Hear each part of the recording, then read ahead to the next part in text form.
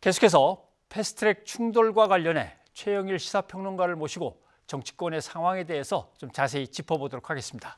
어서 오십시오. 안녕하세요. 예. 드디어 국회 본회의에 네. 패스트트랙에 의한 자동 부의가 이제 이루어졌습니다. 맞습니다.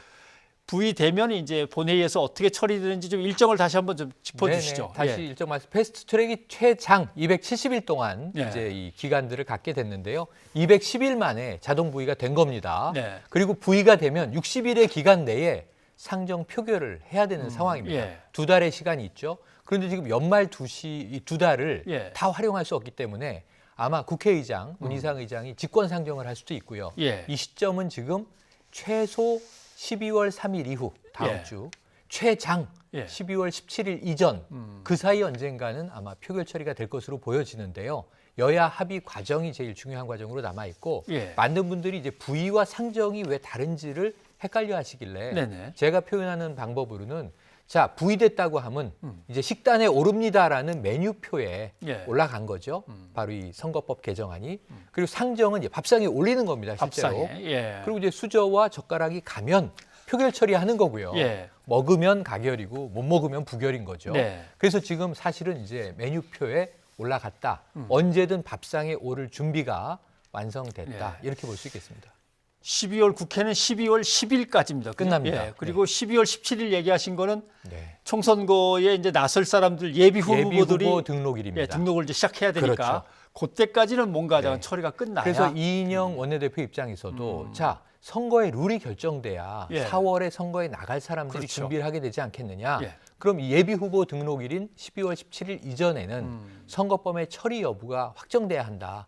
그리고 이제 12월 3일은 다음 주 화요일인데 예. 이 사법개혁안, 패스트트랙에는 우리가 알다시피 3개 법안이 올라가 있죠. 예. 그중에 하나, 첫 번째 선거법 개정안이 오늘 먼저 부의가 된 거고요. 예. 12월 3일은 문희상 국회의장이 날짜를 지정한 바가 있습니다. 그래서 다음 주 화요일에는 2개, 공수처 설치법과 하고. 검경수사권 조정안이 올라가게 됩니다. 그럼 동시 처리를 요구하는 군소야당들이 있기 때문에 예. 다음 주 화요일부터는 동시 처리가 가능한 상황이 숙성된다고 볼 수 있겠습니다. 예. 지금 부의됐다는 뜻은 통과시키려고 올렸다는 뜻이 아니라 이제 네. 논의를 할 수 있다는 거 네, 아닙니까? 네, 그죠? 논의할 수 예. 있다. 메뉴표에 올려놓고 이제 갑론을박을 적어도 협상 테이블 위에서 예. 본회의장 내에서 다룰 수 있다는 뜻입니다.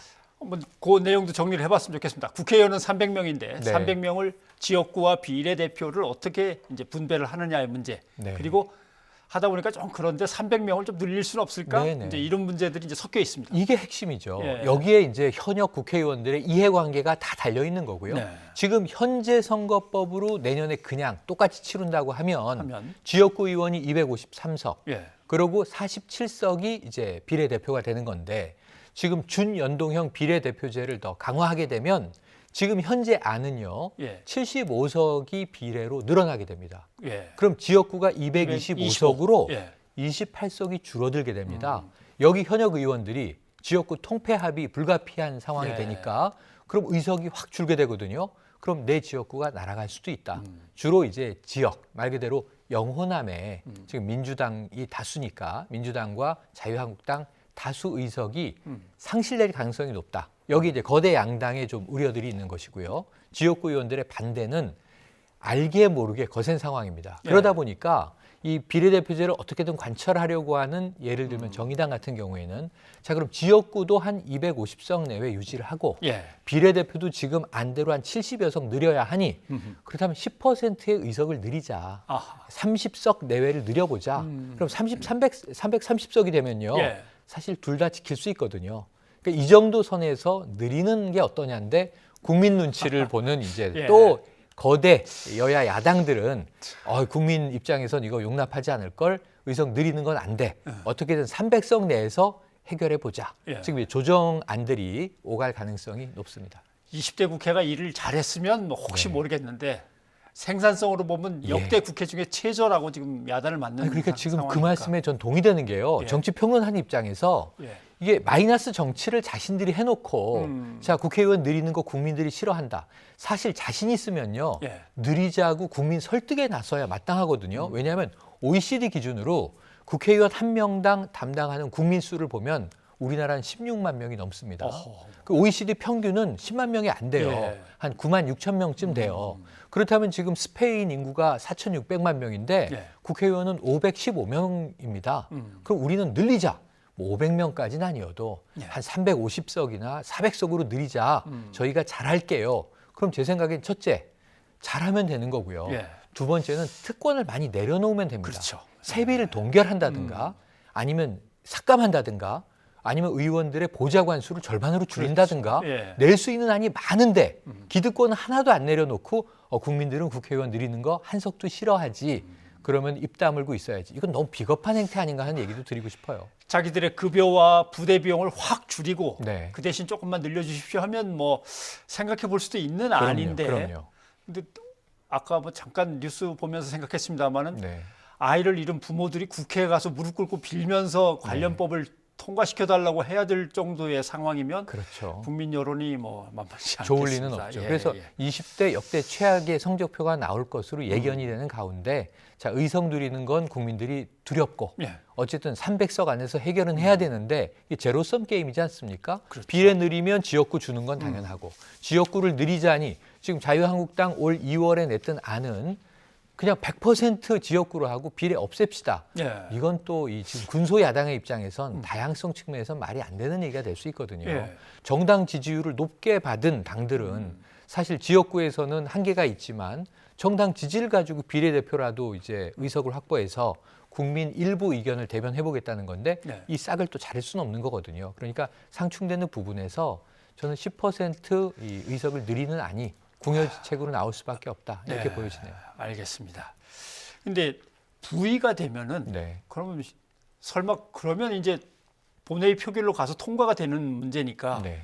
협상에 나와서 이제 얘기를 나누겠지라고 했는데 네. 얘기를 나눌 가능성이 좀 없어 지금 보입니다. 자유한국당은 결사반대이고 예. 황교안 대표의 단식 상황들을 보면 이 조만간 건강이 중요하기 때문에 예. 예, 저도 그렇고 정치인 다수가 병원에 가셔야 한다는 입장이 높습니다.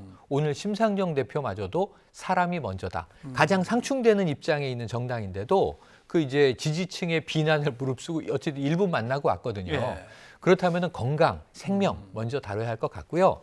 어떻게든 단식이 종료된다는 전제하에 지금 이해찬 대표의 말에 따른다면 헌정사상 이 여야 합의 없이 선거법 개정이 이루어진 적은 없으니 예. 끝까지 합의를 시도해보겠다. 그런데 이인영 원내대표의 뉘앙스는 약간 온도차가 있습니다. 자, 지금은 저렇게 단식하고 있는 상황이 우리가 어쩔 수가 없지만 사실은 이 반대를 철회할 가능성은 없으니 예. 그렇다면은 1+4 자유한국당을 제외한 나머지 야당과 민주당이라도 합의안을 내야 되는 것 아니냐. 이건 뭐냐면 자유한국당의 반대에도 불구하고 제가 보기에는 다음 주 화요일 이후 예. 언제든 선거법 개정안과 공수처 설치법안 등 패스트트랙 법안들은 상정이 되고 예. 표결 처리될 가능성이 높다. 지금 이렇게 말씀하신 자유한국당을 뺀 네. 4+1. 네. 예. 그 여야 협의체가 이제 구성이 돼서 오늘 첫 만남을 갖지 않았습니까? 네. 그래서 선거제 개혁안 먼저 처리하자 합의를 했다고 하는데 맞습니다. 계속 이렇게 합의를 이루어 나가면서 하면 이 4+1이 재구시를 갖다 하고 자유한국당이 더 밀리게 되는 거 아닌가 하는 걱정도 있습니다. 그럴 가능성은 높아 보이는데요. 예. 왜냐하면 민주당은 공수처 설치법을 먼저 처리하고 선거법 개정안을 후 처리한다 그랬어요. 예. 그런데 정의당은 무슨 얘기를 했냐면 못 믿어. 왜 못 믿냐면 지금 민주당 내에서도 선거법은 반란표가 나올 가능성이 있다. 예. 지역구가 사라지게 되는 의원들이 나는 선거법 개정 반대세 할 수 있는 상황 아니겠습니까? 그래서 이제 이 부분 때문에 동시 처리하자고 얘기를 했어요. 예. 이거 이제 불신을 해소하기 위한 방법입니다. 맞거래하자는 얘기죠. 그런데 지금 오늘 합의에서는 선거법을 먼저 처리한다는 얘기입니다. 예. 여기서는 선거법이 통과되지 않으면 공수처도 통과되지 않을 가능성이 있습니다. 예. 따라서 결국은 합의 처리한다는 얘기예요. 두 법안 모두 다. 그렇다면 결국은 제가 보기엔 자유한국당이 반대하더라도 관철될 가능성은 높아졌다고 보는데 맞다. 다만 이제 헌정사상 초유로 제1야당의 합의 없이 예. 결행된다면 저는 자유한국당 명약 관하지 않습니까? 또 날치기 했다라고 이제 얘기하면서 그렇죠. 성토하지 않겠습니까? 이랬을 때 내년 4월 총선에서 혹시 역풍이 부는 것에 대해서는 민주당도 우려가 있다라고 봐야 할 것 같습니다. 뭐 이제 뭐 자유한국당이 들고 나올 구호는 뭐 누가 봐도 뻔합니다. 그렇습니다. 그렇습니다. 민주주의가 죽었다 이제 이렇게 그렇죠. 나오는 건데 그렇다고 지금 총사퇴를 한다거나 총단식을 하거나 뭐 이런 것들은 의견이 전혀 정리가 안 되는 거 보니까 네. 어떤 방법을 이제 투쟁 방안으로 갖고 나올지는 좀 지켜봐야 될 것 같고. 그렇습니다. 근데 그건 뭐 또 다음에 또 여쭤봐야 될 문제이기도 한데 4+1 회의에서 12월 3일 날 이제 부의가 되는 공수처 법안 논의가 있었습니다. 지금 백혜련, 권은희 두 국회의원의 법안이 나란히 올라와 있기 때문에 두 개를 합치는데 합의를 한 모양이죠. 합의가 됐고요. 예. 합쳐야 됩니다. 두 개를 각각 표결하는 것은 당연히 문제가 있고요. 예. 지금 권은희 안이 아무래도 야당 의원이기 때문에 이 민주당 백혜련 의원 안보다는 조금 더 복잡하고 조금 더 엄격합니다. 그건 예. 뭐냐면 대통령이 공수처장을 임명하는데 국회 동의를 받아야 한다. 이런 이제 제도적인 장치를 더 걸고 있는 거예요. 예. 또는 이제 이 기소 여부에 대해서도 심의위원회를 열어야 한다든가 절차를 조금 더 엄격하게 두고 있습니다. 그래서 제가 보기에는 이것은 합쳐지지 않을 수 없는데 결국은 이 권은희 안으로 조금 더 기운 형태의 절충적인 형태의 합의안이 만들어져서 아마 표결 처리에 올라가게 될 것이다. 이렇게 관측을 해봅니다. 네, 오늘 수고하셨습니다. 고맙습니다. 고맙습니다.